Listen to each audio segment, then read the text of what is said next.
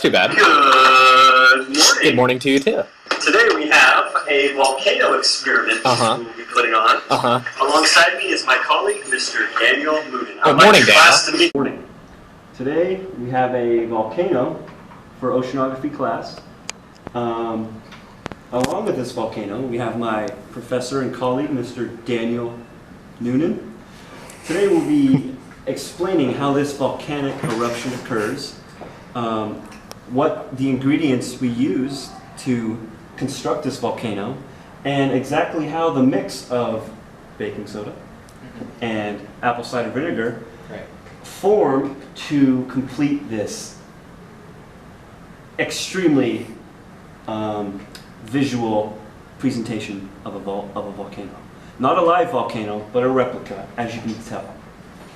Now, Mr. Daniel, can you please explain to me how the mix of baking soda and apple cider work together to form this volcano? Well, the baking soda volcano is a very fun experiment. It is non-toxic, so the kids can enjoy too. See, first we have a clay volcano to simulate the real volcano. Inside the volcano, we stick apple cider vinegar With food coloring.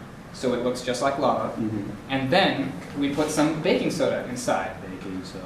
When you mix the two, it creates a chemical reaction, and then the lava foams up out of the volcano, and you And that's the end of the story. That's the way it works, folks. Okay, so what else can we say about this volcano here?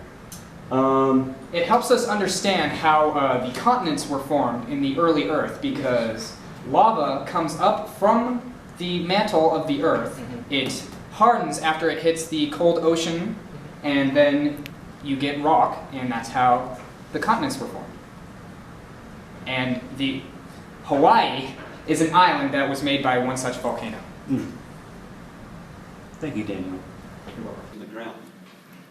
But lava also erupts from underwater. Can you tell us how this happens, Dan? Well, that's a very interesting point, because most people think that volcanoes only erupt above sea level, but in actuality, there are volcanoes erupting underwater all the time. And the interesting thing about volcanoes erupting underwater is that they cool much faster than those that erupt above water, because the water down below at the bottom of the sea tends to be much cooler than the air. So because of this, you get strange things that happen in the volcanoes underwater that don't happen above water, such as pillow lava. Pillow lavas. So what exactly are pillow lavas, Daniel? Well, when lava cools rapidly, you get a sort of skin on top of the lava, just like pudding skin. And when the skin breaks, lava comes up from the skin, and it looks just like pillow, hence the name pillow lava. Perfect. Because magma is escaping from beneath the Earth's crust. About 30 kilometers below the surface of the Earth is the Earth's mantle. It's a region of super hot rock that extends down to the Earth's core. The region is so hot that molten rock can squeeze out and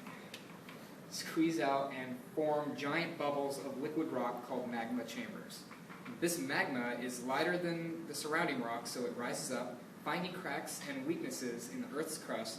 When it finally reaches the surface, it erupts out of the ground as lava, ash, and volcanic gases, and rock.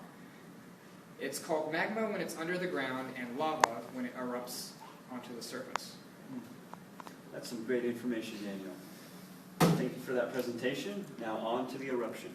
Help me with my experiment is my assistant. First, we add vinegar to the volcano. Next, we add baking soda. And as soon as baking soda hits the volcano, there'll be a chemical reaction. Let's watch.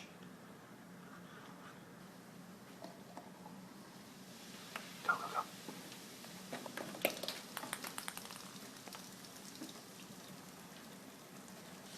That was fun. So there you have it. We had our pillow lava and our volcano, and that was one successful experiment. Bye.